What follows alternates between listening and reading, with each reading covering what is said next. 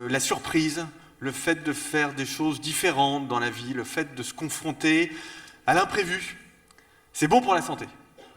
Alors ça tombe bien parce que les dirigeants d'entreprise, ils sont confrontés à plein d'imprévus. Alors, ce que je dis là j'enfonce toutes les portes ouvertes du théâtre. C'est-à-dire qu'il est évident que quand on est un dirigeant d'entreprise, on est confronté à l'incertitude. Mais il y a des moments dans la vie, dans l'histoire, où il y a plus que d'incertitude qu'à d'autres moments. Et on vit un de ces moments. Parce qu'on vit une période qui est très particulière, qui est ce que l'on appelle une révolution industrielle. Je développerai ce point tout à l'heure, parce que c'est ça qui va marquer le XXIe siècle.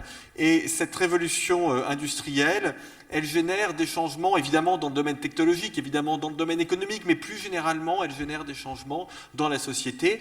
Et les gens le sentent. Alors vous, les dirigeants d'entreprise, vous le voyez, mais les gens, même s'ils ne le formalisent pas très précisément, ils voient bien que quelque chose est en train de se passer, et ça a des traductions sociétales, et ça a des traductions politiques. Et avant d'évoquer cette grande incertitude, mais cette merveilleuse nouvelle en réalité, qu'est la troisième révolution industrielle, donc la vague d'innovation que nous connaissons aujourd'hui, je voudrais vous parler des trois incertitudes du moment, qui sont des incertitudes de nature plus politique, en tout cas pour les deux premières, mais qui bien évidemment vont avoir des effets structurants pour vous ces prochaines semaines, ces prochains mois et même ces prochaines années. Alors la première, c'est l'incertitude du jour, c'est le Brexit.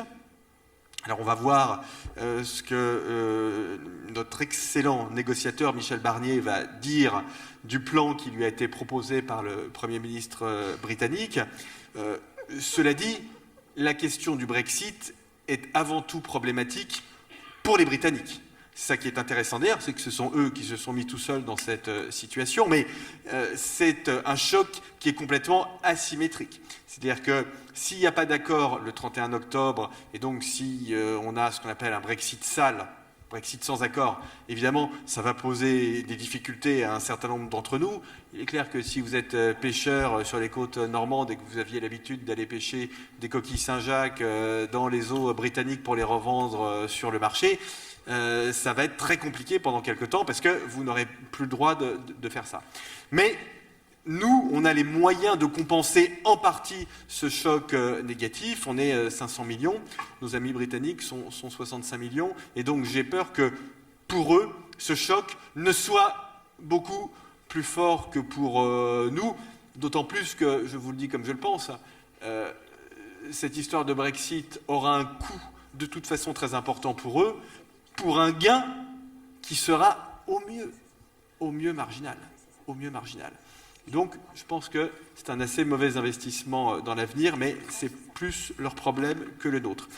Au fond, on peut faire le même raisonnement pour la deuxième incertitude, qui est l'évolution de la montée du protectionnisme, ce que l'on appelle la guerre commerciale, donc qui a été déclenchée par un pays, les États-Unis, le président Trump, qui a considéré que au fond, il y avait des déséquilibres commerciaux, en particulier entre les États-Unis et la Chine, qu'il convenait de corriger par des augmentations de taxes douanières. Bon, une politique protectionniste très classique, comme on en a vu souvent dans l'histoire, au XIXe siècle, dans les années 30. Donc de ce point de vue-là, il n'y a rien de nouveau sous le soleil. Ce qui est très intéressant quand on regarde les chiffres, parce qu'on commence à avoir des chiffres, c'est que cette politique, clairement, elle a un effet néfaste sur la croissance mondiale. On avait un commerce international qui progressait de 3-4% par an depuis 2008. C'était pas énorme, c'était moins que ce qu'on avait avant, mais ça continuait de progresser. Et depuis la fin de l'année 2018, on a une stabilité, voire une légère baisse du commerce mondial. Donc ça, bien évidemment, c'est pas bon pour la croissance mondiale, et notamment pour les pays qui sont très exportateurs. Nos amis allemands connaissent déjà une récession industrielle, en particulier dans l'automobile, qui est un effet indirect. Alors, c'est pas la seule raison, la guerre commerciale, c'est pas la seule raison de la récession automobile en Allemagne, mais c'est quand même l'une des causes de cette récession. Mais alors, ce qui est intéressant, c'est que le pays qui perd le plus à cette politique protectionniste, ce sont les États-Unis. Très clairement.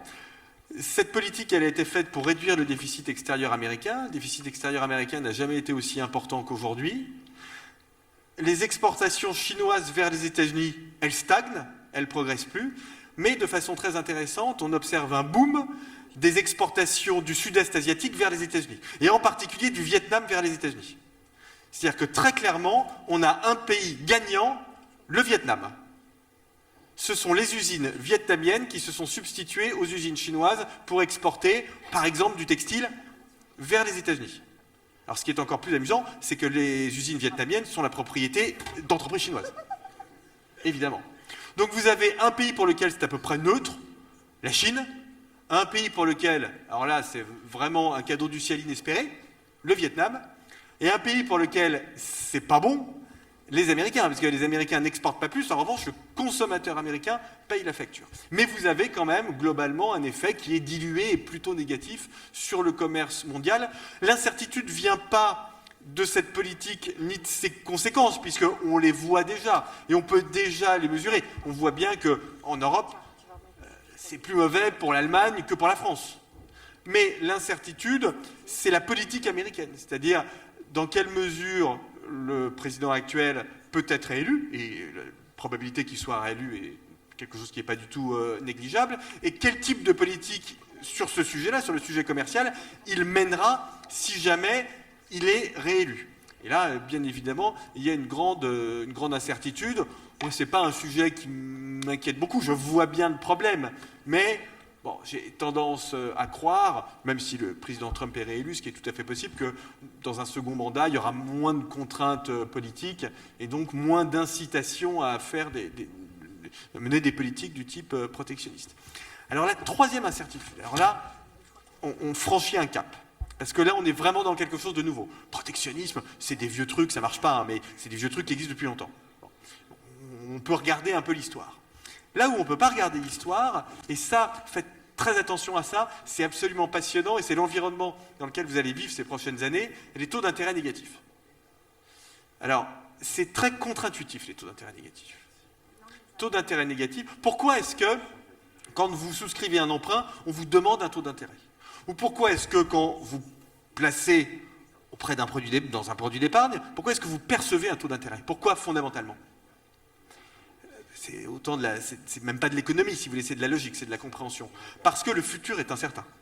Voilà pourquoi on touche un taux d'intérêt quand on prête, voilà pourquoi on paye un taux d'intérêt quand on emprunte. Parce que le futur est moins certain que le présent. Vous êtes d'accord avec ça? Taux d'intérêt négatif, ça veut dire que le futur est plus certain que le présent. Est-ce que ça a du sens? Ben non. Ça n'a bien évidemment aucun sens. Le futur ne peut pas être plus certain que le présent. Et c'est pourtant cet immense signal que l'on envoie aux agents économiques.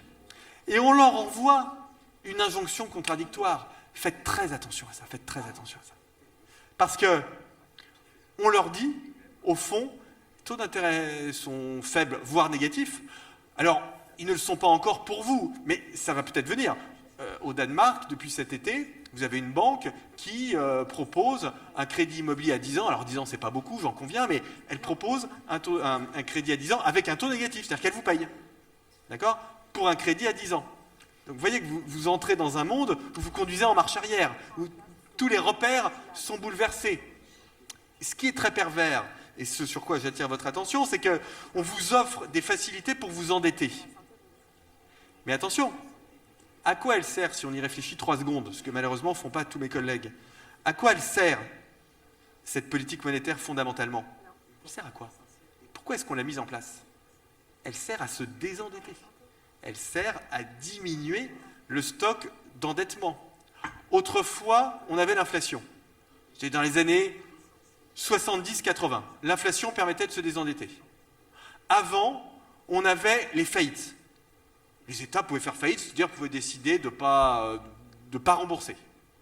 On s'en foutait parce que ça ruinait les épargnants, mais il n'y avait pas beaucoup de démocratie, les gens râlaient pas, donc c'était pas gênant. On pouvait ruiner toute une partie de la population. En plus, ils mouraient assez tôt, donc ça générait. C'était pas plus grave que ça. Mais on a changé de contexte. Aujourd'hui, les gens vivent longtemps, ils râlent, ils veulent pas qu'on leur vole leur argent et tout. Donc on fait face à d'autres. Donc il faut faire autrement. Il faut diminuer l'endettement autrement. On ne peut plus faire faillite. L'État français ne peut plus vous dire votre assurance vie, désolé, il fallait faire autre chose. Hein. On ne va pas vous dire ça. D'accord? L'inflation, on ne sait pas faire, ça ne marche pas, on essaie de faire de l'inflation, mais la pauvre Banque Centrale Européenne, elle court après une cible d'inflation de 2% depuis 10 ans, c'est pourtant pas énorme, mais elle n'y est pas, c'est pour ça d'ailleurs qu'elle fait des politiques bizarres, elle est à la moitié. Donc le seul truc qu'on a trouvé, c'est les taux d'intérêt négatifs, parce que les taux d'intérêt négatifs, si vous faites attention, si vous avez des revenus qui croissent, c'est vraiment de l'arithmétique de CM2, hein, si vous avez des revenus qui augmentent avec des taux d'intérêt négatifs, votre stock de dette, il diminue. Alors le problème, c'est que tous les États n'ont pas compris ça. Et le problème, c'est que les États qui ont compris ça, c'est des États qui n'ont pas de problème d'endettement. Et les États qui ne l'ont pas compris, c'est les États qui ont des problèmes d'endettement. Donc on est dans une situation où nos amis allemands se disent il y a des taux d'intérêt négatifs, c'est vraiment super, on va pouvoir se désendetter, ils n'ont déjà pas de dette. Et nos amis, entre guillemets, italiens, juste à côté de chez vous, disent ah ben c'est formidable, on est surendetté, on peut se surendetter encore plus. Donc, et la France dit on se désendette et on augmente la dette. Voilà, grosso modo, on fait ça. J'adore hein, le ministre de l'économie, je ne peux vraiment pas dire de mal, parce que c'est vraiment des gens que j'adore, mais enfin, ce n'est pas le sujet sur lequel ce gouvernement, que j'aime bien par ailleurs, mais ce n'est pas ce sujet sur lequel il a été le plus brillant, le plus performant, ni le plus courageux. Bon. Donc, là aussi, on entre dans un monde qui est un monde incertain, parce que ces taux d'intérêt négatifs vous envoient un message qui n'est pas le bon. Il vous dit, endettez-vous, investissez. Oui, oui, investissez. Bien évidemment, vous allez voir le sujet que je vais aborder, celui de la troisième révolution industrielle. Mais plus les conditions financières sont laxistes, plus vous devez être rigoureux quant à vos investissements. Plus l'argent est facile, plus il faut faire attention. C'est notamment vrai pour les startups. On ne va pas se mentir, hein, aujourd'hui avec la BPI, les taux d'intérêt négatifs et les capital investissement, quelqu'un qui crée une startup et qui n'arrive pas à lever 300 000 €, c'est qu'il parle que l'afghan, parce que non mais je vois pas quoi, c'est pas possible. Il y a trop d'argent d'ailleurs. Les startups sont surfinancées.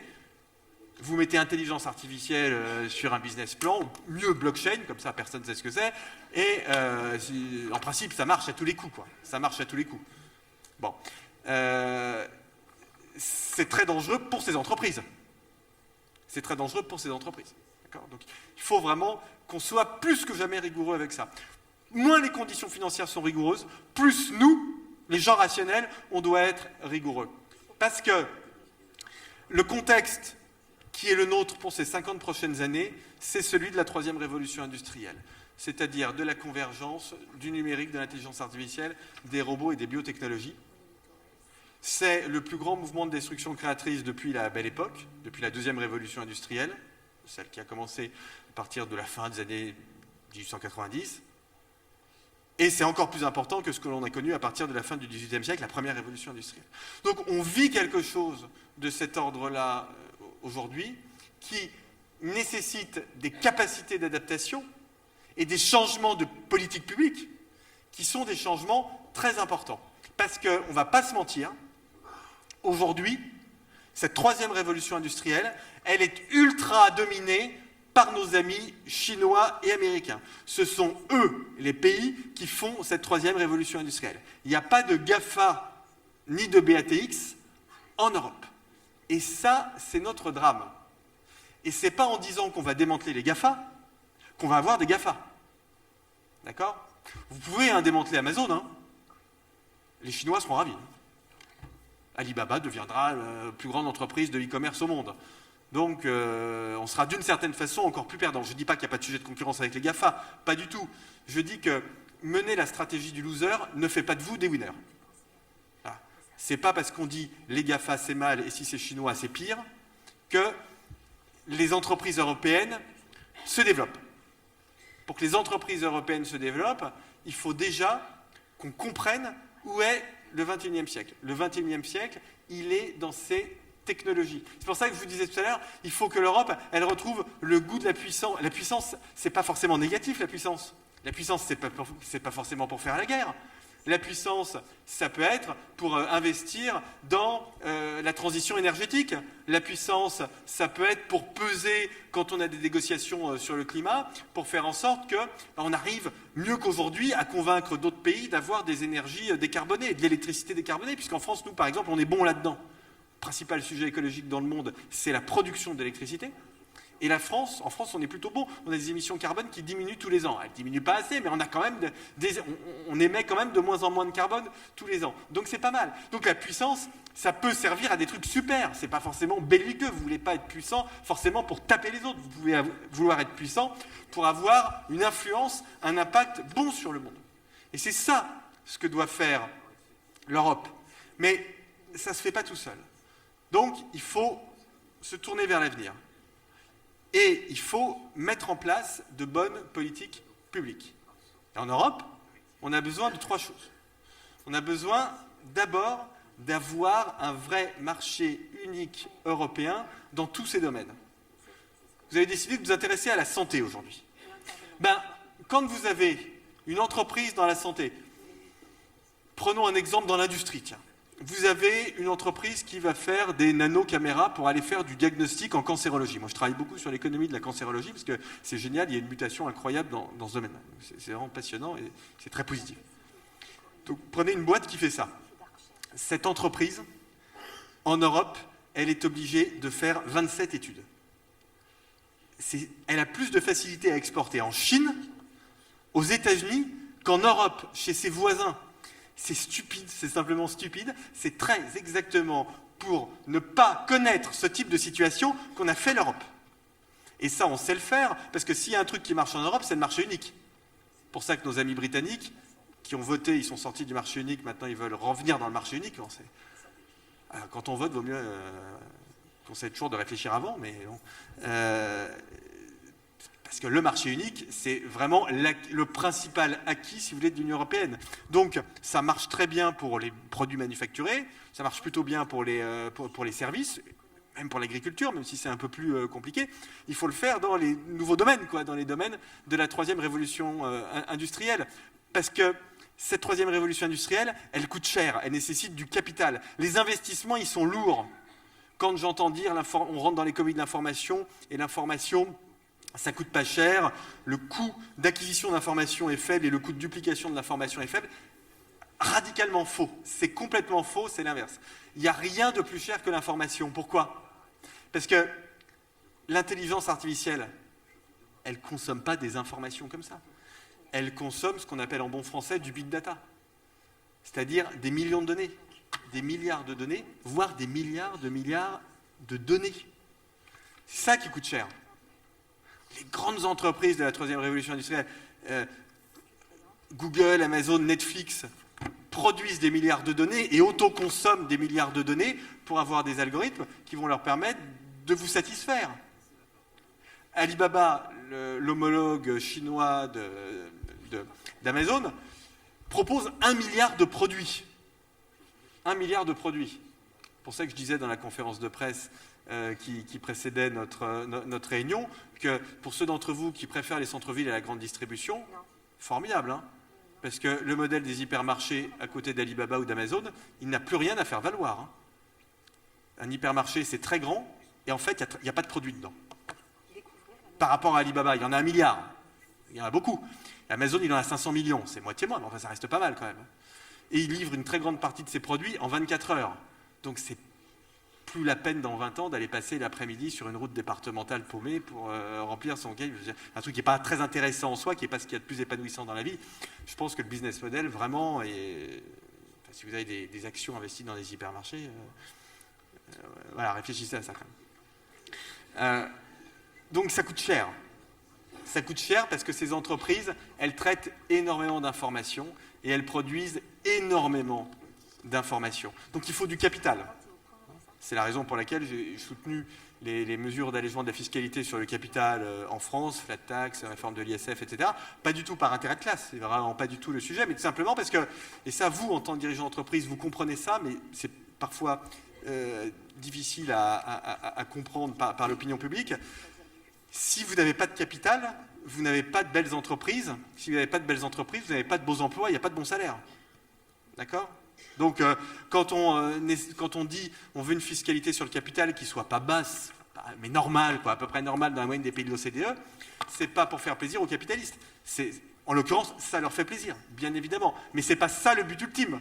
Le but ultime, c'est d'avoir des entreprises qui peuvent se développer, surtout aujourd'hui où quand vous avez une usine et que vous voulez faire de l'usine 4.0, c'est-à-dire acheter des robots, avoir de l'intelligence artificielle, un peu d'imprimante 3D, de fabrication additive, ça coûte cher.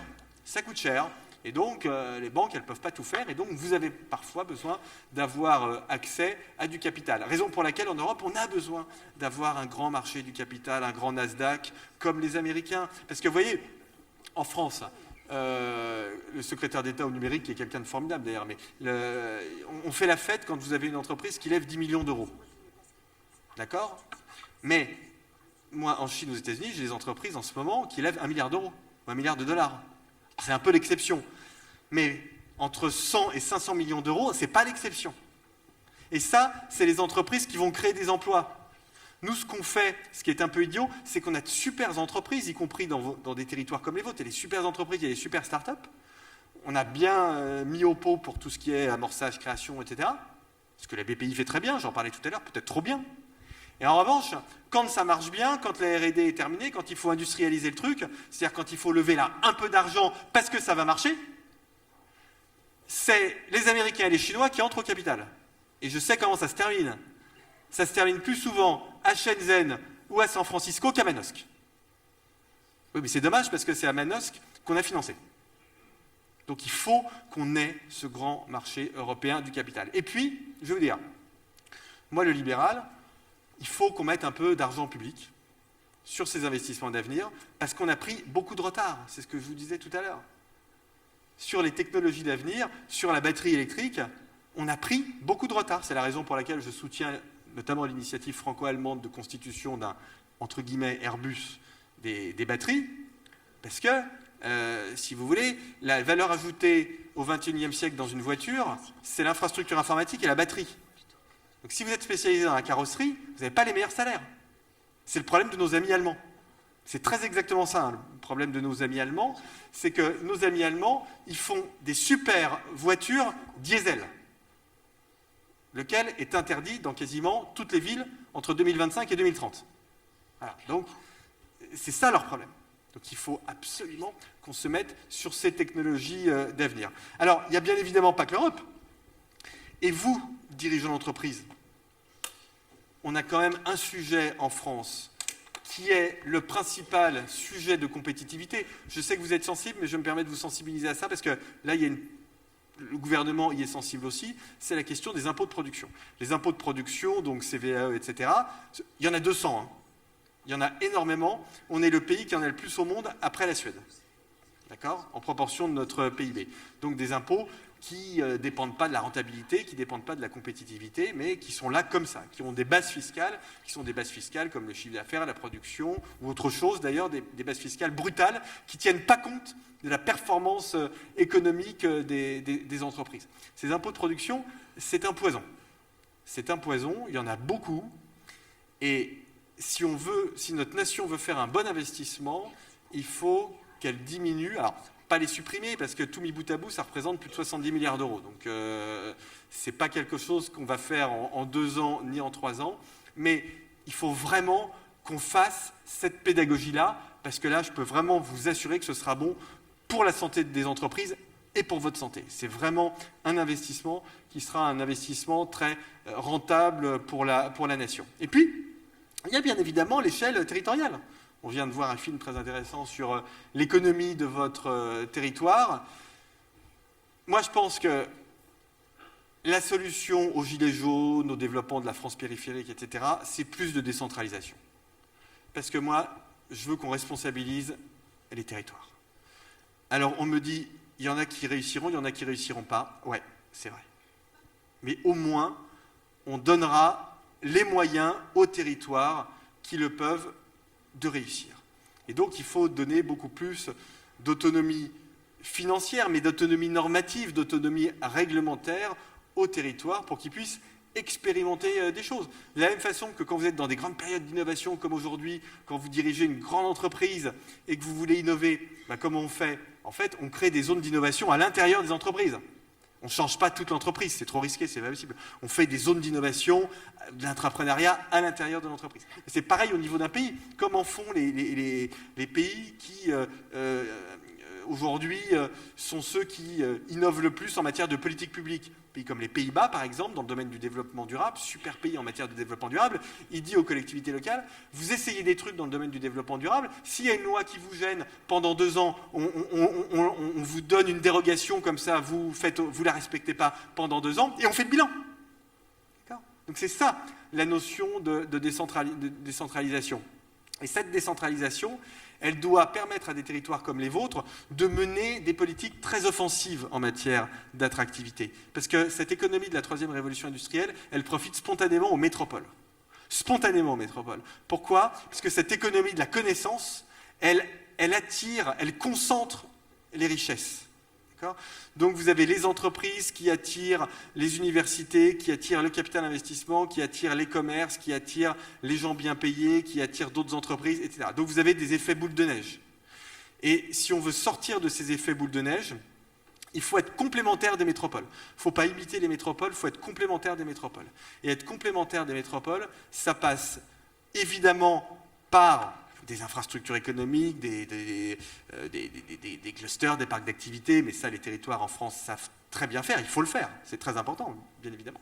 Ça passe par ça, mais il faut aussi attirer les gens qui vont aller dans les entreprises. Et ça, on l'oublie trop souvent.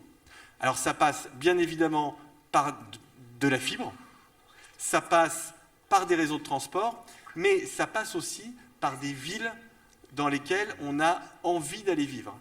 Et là, les villes moyennes ont un super coup à jouer parce qu'on arrive à ce qu'on pourrait appeler un 2e âge de la métropolisation. Ce qu'on voit dans le monde, c'est que, certes, pendant très longtemps, les métropoles, comme je vous l'ai expliqué, ont attiré le capital humain, le capital financier, le capital physique, etc. Mais aujourd'hui, c'est en train de s'arrêter parce que, tout simplement, les métropoles sont victimes de leur succès. Il y a des problèmes d'immobilier, il y a des problèmes de prix d'immobilier, il y a des problèmes d'encombrement. Alors, l'exemple le plus abouti dans le monde, c'est San Francisco, qui est, dans l'imagerie populaire, la ville la plus merveilleuse du monde, mais qui est la plus atroce, en réalité. D'accord ? Parce que les prix de l'immobilier sont délirants, parce que les prix de tout sont délirants, parce qu'on ne peut pas se déplacer, puisqu'il n'y a pas de transport public, mais ils ont voulu retirer la voiture. Alors c'est pire que certaines villes françaises. On retire la voiture de façon un peu anarchique, mais il y a au moins des transports publics. Et là-bas, il n'y a pas de transport public, et comme chaque rue fait 12 km de long, si vous voulez, les déplacements sont quand même un peu compliqués. Et le vélo est rendu un peu fatigant par des pentes à 45 degrés. Donc, si vous voulez, la ville aujourd'hui, elle attire plus. Elle génère une espèce de force de rejet, si vous voulez. Alors, on n'a pas de métropole comme San Francisco en France, mais vous pouvez observer à un degré moindre le même phénomène. Et ça, c'est un super coup à jouer pour les villes moyennes. Mais les villes moyennes, il faut qu'elles investissent sur leurs atouts ou sur ce que les gens pensent être des atouts. Et donc, il faut des super villes, belles, propres, sûres, avec des super centres-villes, puisque les gens, ils veulent, les gens brillants, c'est-à-dire ceux dont vous avez besoin, ils veulent prendre un café, acheter le journal, etc. Oui, ils fantasment ce mode de vie. Donc s'ils arrivent en province et qu'il n'y a plus de commerce dans le centre-ville, évidemment, c'est quelque chose qui ne peut pas fonctionner. Et donc il faut vraiment mener ces stratégies d'attractivité économique. Les villes qui ne font pas ça, de toute façon, c'est très simple, elles vont finir de se vider et elles vont disparaître. Et ça deviendra des musées. Et moi, je pense que beaucoup de villes méritent mieux que d'être des musées. Alors, vous voyez, je conclus, aujourd'hui, on a pris du retard dans tous ces domaines, mais il y a encore une carte à jouer pour l'Europe. Il y a encore une carte à jouer pour l'Europe, parce que quand vous êtes dans une période de destruction créatrice très rapide, ce qui est le cas aujourd'hui, le rythme d'innovation s'est considérablement accéléré depuis le début du XXe siècle. Retenez bien ça, le taux d'adoption d'une technologie au début du XXe siècle, pour qu'une technologie soit utilisée par un quart de la population américaine, c'est l'indicateur que prennent les historiens en général, il fallait 50 ans. D'accord ? Les smartphones, 2 ans. 2 ans. OK ? En France, aujourd'hui, il y a plus d'abonnements que de personnes.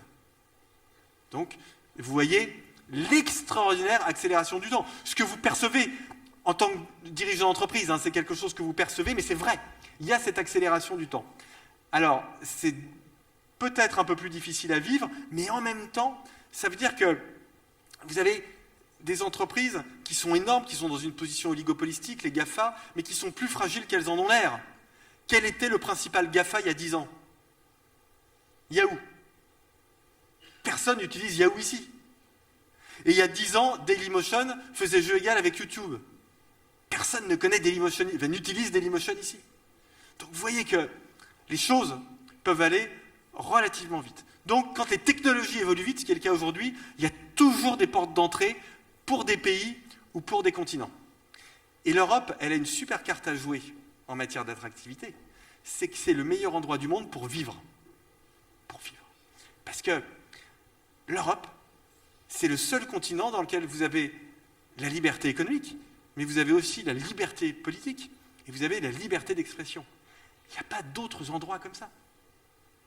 Et oui, aux États-Unis, la liberté d'expression, si vous voulez critiquer les religions aux États-Unis, c'est-à-dire que c'est compliqué. Hein, nos amis du New York Times, pour qu'ils nous soutiennent après les attentats de Charlie Hebdo, il a fallu les attendre un mois. Hein.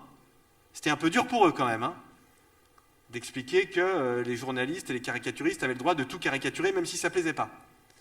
C'était difficile pour nos amis américains. L'Europe, tout le monde a tout de suite soutenu la France sans... Tout le monde. D'accord ? Vous avez une liberté de parole qui est plus importante.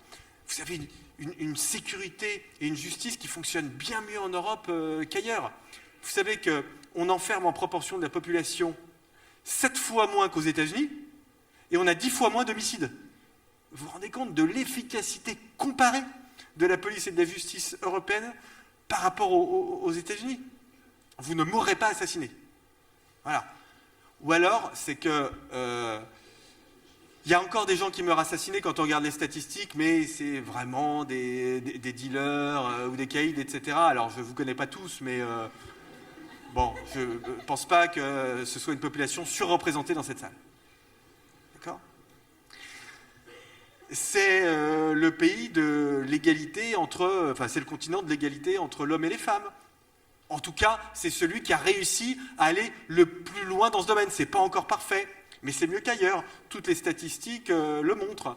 C'est le pays de la liberté sexuelle. C'est le continent.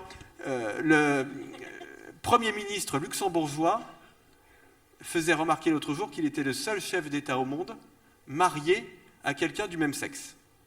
Alors moi j'ai trouvé ça passionnant. Je ne suis ni luxembourgeois ni homosexuel, donc je ne suis pas concerné par ça directement, mais en tant que citoyen européen, je trouve que, oui, c'est quand même une fierté qu'on peut montrer au reste du monde.